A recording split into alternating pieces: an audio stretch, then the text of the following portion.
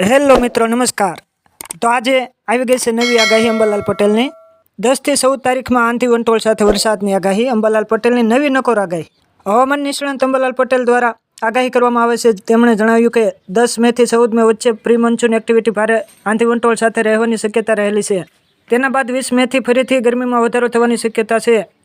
આ બાદ ફરીથી 24 અને 25 તારીખથી પ્રી મોન્સૂન એક્ટિવિટી જોવા મળી શકે છે, જેમાં 24 મેથી 4 જૂન વચ્ચે આંધી વંટોળ સાથે વરસાદ રહેવાની અંબાલાલ પટેલ આગાહી કરી છે। અંબાલાલ પટેલની આગાહી અનુસાર 10 તારીખથી 14 તારીખ વચ્ચે ઉત્તર ગુજરાત અને મધ્ય ગુજરાતમાં આંધી વંટોળ સાથે વરસાદ પડવાની શક્યતા છે। 10 મેથી 14 મે સુધી હવામાન પલટા બાદ ફરી 20 મે બાદ ગરમીમાં વધારો થવાની શક્યતા છે। તો ઉત્તર ગુજરાતના ભાગોમાં તાપમાન 44 ડિગ્રી સુધી જવાની અંબાલાલ પટેલ આગાહી કરી છે।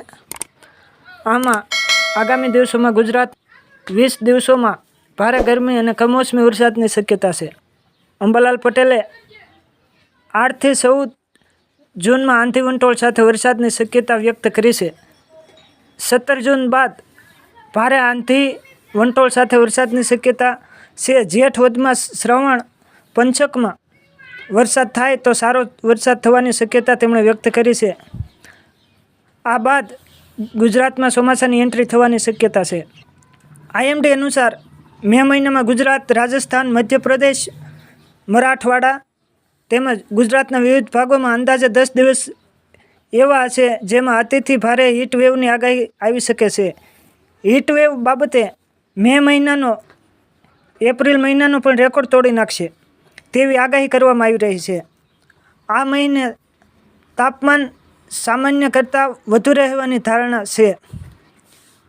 તંત્ર દ્વારા બપોરે 2 થી 4 ઘરની બહાર ન નીકળવા સલાહ આપવામાં આવી છે।